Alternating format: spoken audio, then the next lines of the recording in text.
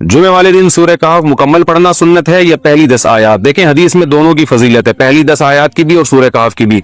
तो ये एक पैकेज होता है, आप समझ लें कि असल तो ये है कि पूरी सूरह कहफ पढ़े, पूरी नहीं पढ़ सकते तो चले एक अल्लाह ने एक और पैकेज हमें दिया है कि पहली 10 आयतें पढ़ लें। इसकी मिसाल ऐसे है जैसे हदीस में जो तस्बीह का हुक्म है 33 दफा सुभान अल्लाह, 33 दफा अल्हम्दुलिल्लाह, 34 दफा अल्लाहु अकबर, ये हर नमाज के बाद है। लेकिन हदीस में 10-10 दफा भी है कि 10 दफा सुभान अल्लाह, 10 दफा अल्हम्दुलिल्लाह, 10 दफा अल्लाहु अकबर। तो ये उन लोगों के लिए पैकेज है कि भाई जो 33 दफा नहीं पढ़ पा रहे तो चलो 10-10 दफा पढ़ लो।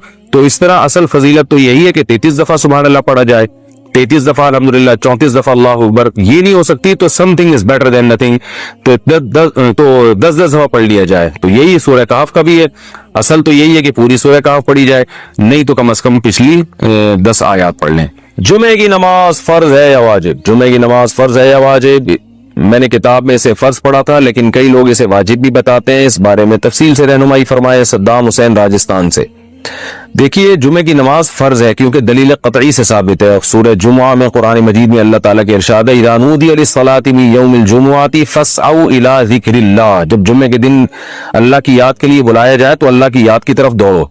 तो ये जो कुरान से मजबूत दलील है कतई, तो जो कतई दलील से जिस चीज का वजूब साबित होता है उसको इस्तिलाह में फर्ज कहा जाता है, तो फर्ज है।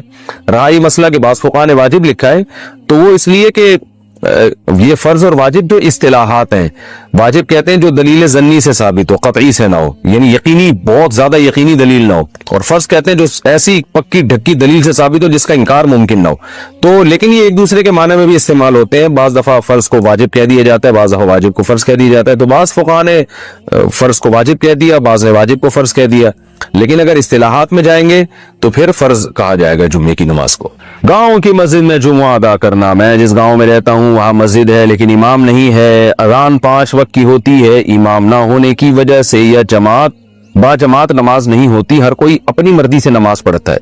वहां सिर्फ जुम्मे में एक मौलवी साहब नमाज पढ़ाने आते हैं, तो क्या वहां जुम्मा की नमाज हो जाएगी या नहीं? और जुम्मा पढ़ने जाना होगा जहां पांचों वक्त की बाजमात नमाज होती हो। इमदाद अली नवाब शाह से। देखें, गांव में जुम्मा नबी सल्लल्लाहु अलैहि वसल्लम से साबित नहीं है। जब नबी सल्लल्लाहु अलैहि वसल्लम मदीना में जुम्मा पढ़ाते थे तो गांव के लोग बारी बारी आया करते थे। हमें कहीं भी नहीं मिलता किसी सही रिवायत से कि नबी सल्लल्लाहु अलैहि वसल्लम के दौर में गांव या देहात में जुम्मा या ईद की नमाज हुई हो। हजरत अली का मशहूर कौल है कि ला जुमुअता वला तशरीक़ इल्ला फी मिस्रिन जामिइन, कि जुमा और तशरीक जो है ये सिर्फ शहर में ही होगी। तो इसलिए जो चारों अइम्मा इस बारे में मुत्तफिक हैं वो ये हैं कि जुमे की नमाज के लिए हर इमाम के नजदीक कुछ ना कुछ शर्त है। किसी ने कहा कि 40 अफराद की शर्त, किसी ने कहा कि बड़ी बस्ती होनी चाहिए।